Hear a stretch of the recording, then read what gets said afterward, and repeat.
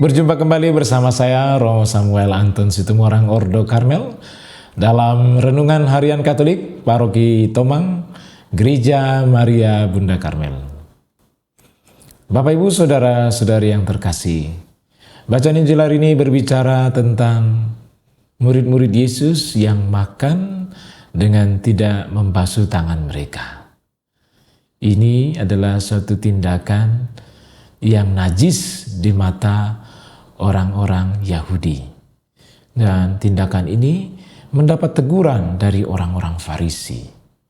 Dan mereka menegur murid-murid Yesus karena mereka tidak membasuh tangan.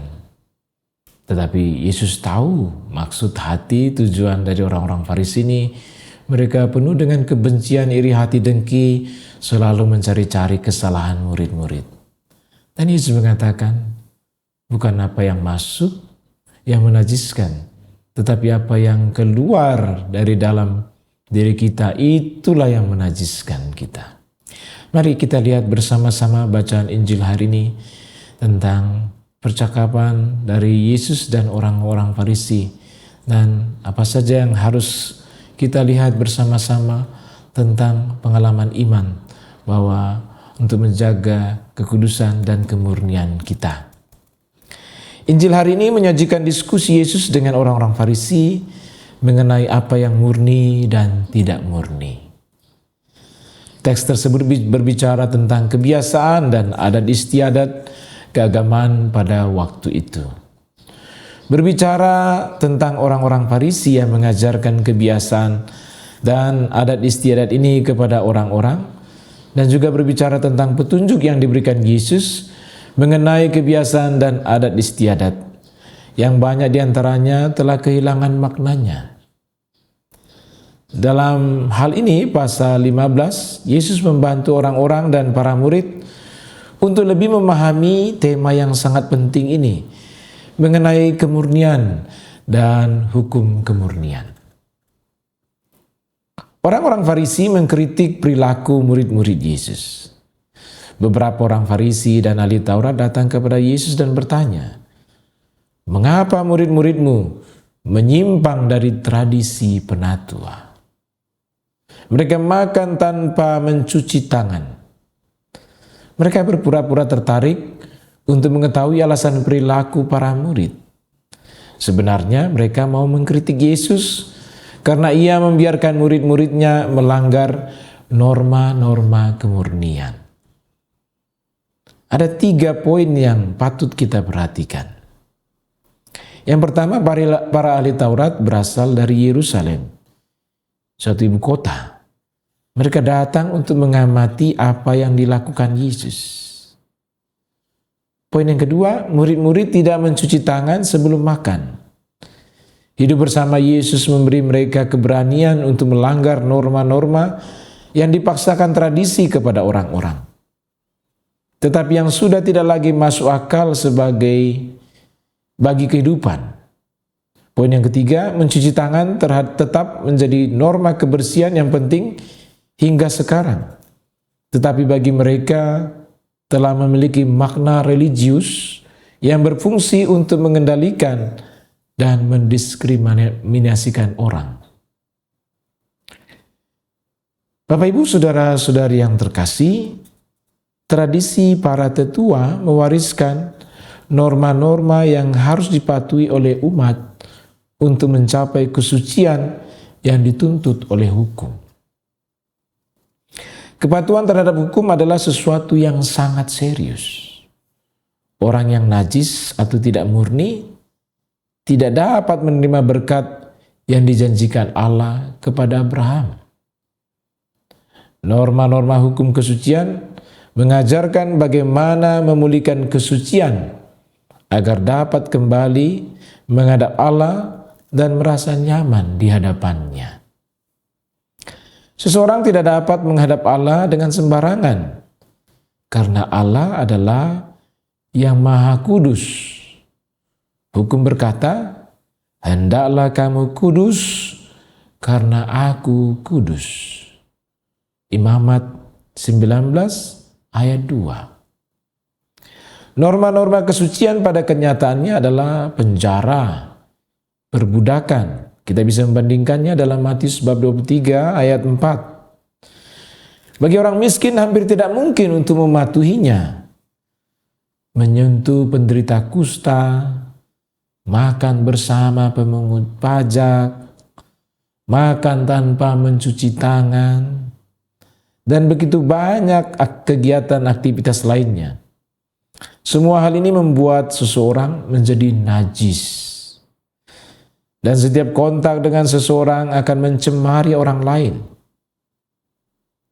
Inilah sebabnya mengapa orang-orang hidup dalam ketakutan, selalu terancam oleh banyak hal yang najis yang mengancam hidup mereka. Mereka terpaksa hidup dengan ketakutan akan segala sesuatu dan semua orang. Dengan bersikeras pada norma-norma kesucian, orang-orang Farisi sampai pada titik mengosongkan makna dari perintah-perintah hukum Allah. Yesus memberikan contoh konkret. Mereka berkata, orang yang mempersembahkan hartanya kepada bait suci tidak dapat lagi mempergunakan harta itu untuk membantu orang miskin. Dengan demikian, atas nama tradisi mereka menghilangkan makna dari perintah keempat yang memerintahkan untuk menghormati ayah dan ibu. Matius 15 ayat 3-6. Orang-orang ini tampak sangat taat, tetapi mereka hanya taat secara lahiriah. Di dalam hati mereka jauh dari Allah. Yesus berkata dengan mengutip Yesaya, orang-orang ini menghormati aku dengan bibir mereka, tetapi hati mereka jauh dari aku. Matius 15 ayat 7-9. Kebijaksanaan orang-orang itu tidak lagi sesuai dengan apa yang diajarkan. Dan mereka menunggu kedatangan Mesias untuk menunjukkan kepada mereka jalan lain untuk mencapai kesucian. Harapan itu terwujud di dalam Yesus. Melalui firman-Nya, Ia menyucikan penderita kusta, mengusir setan, dan menaklukkan maut yang merupakan sumber segala kenajisan. Yesus menyentuh perempuan yang dikucilkan dan ia sembuh. Tanpa takut terkontaminasi, Yesus makan bersama orang-orang yang dianggap najis. Bapak, Ibu, saudara-saudari yang terkasih, dalam Matius bab 15 ayat 10-11, Yesus membuka jalan baru untuk mendekatkan manusia kepada Allah. Dia berkata kepada orang banyak, dengarkanlah dan pahamilah, apa yang masuk ke dalam mulut tidak membuat seseorang najis. Yang membuat seseorang najis adalah apa yang keluar dari mulut. Yesus membalikkan keadaan. Apa yang najis tidak berasal dari luar ke dalam, seperti yang diajarkan para ahli Taurat, tetapi dari dalam keluar. Dengan cara ini, tidak seorang pun perlu bertanya pada diri sendiri, apakah makanan atau minuman ini murni atau najis. Yesus menempatkan apa yang bersih dan najis pada tingkatan lain, yaitu tingkatan perilaku etis. Ia membuka jalan baru untuk mencapai Allah, dan dengan cara ini ia mewujudkan keinginan terdalam manusia untuk berdamai dengan Allah. Tiba-tiba semuanya berubah. Melalui iman kepada Yesus dimungkinkan untuk mencapai kemurnian dan merasa baik di hadapan Allah tanpa perlu mematuhi semua tradisi para tetua. Ini adalah pembebasan. Kabar baik yang diumumkan oleh Yesus membebaskan orang-orang dari sikap defensif, dari rasa takut, dan mengembalikan kemauan untuk hidup sukacita menjadi anak-anak Allah. Bapak, Ibu, saudara-saudari, Yesus menegaskan kembali apa yang telah dia katakan sebelumnya. Murid-murid memberitahu Yesus bahwa perkataannya telah menyinggung orang-orang Farisi karena bertentangan dengan ajaran orang-orang Farisi kepada orang banyak. Karena jika orang-orang benar menghidupi ajaran baru Yesus, seluruh tradisi para penatua harus dihapuskan, dan orang-orang Farisi dan ahli hukum Taurat akan kehilangan wibawa kepemimpinan dan sumber penghasilan mereka. Tanggapan Yesus jelas dan tidak menimbulkan keraguan. Setiap tanaman yang tidak ditanam oleh Bapa surgawiku akan dicabut sampai ke akarnya. Biarkanlah mereka. Mereka adalah pemimpin buta bagi orang-orang buta. Dan jika seorang buta menuntun orang buta lainnya, keduanya akan jatuh ke dalam lubang. Yesus tidak mengurangi dampak perkataannya.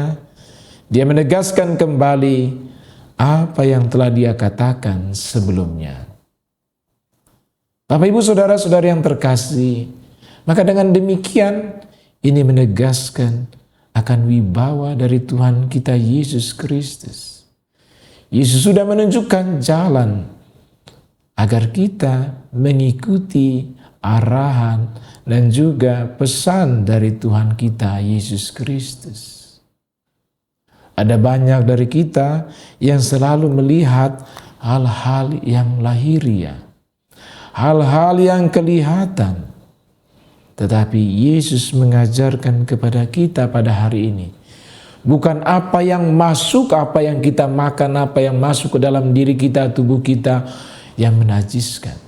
Tetapi apa yang keluar dari diri kita, dari mulut kita, dari pikiran kita, itulah yang menajiskan kita. Kalau kita selalu berpikiran negatif, berpikiran kotor, maka inilah yang menajiskan kita. Kalau kita juga selalu berkata kotor, omong jorok, memaki-maki orang, menaruh dengki, inilah yang membuat kita menjadi najis di hadapan Tuhan. Karena itu Bapak, Ibu, saudara-saudari, mari kita selalu menjaga kebersihan, kemurnian pikiran kita, kebersihan dari mulut kita, supaya jangan sampai keluar yang kotor dari pikiran, dari mulut kita, sehingga membuat kita menjadi najis. Tuhan mau supaya kita semua menjadi murni di hadapannya, menjadi suci.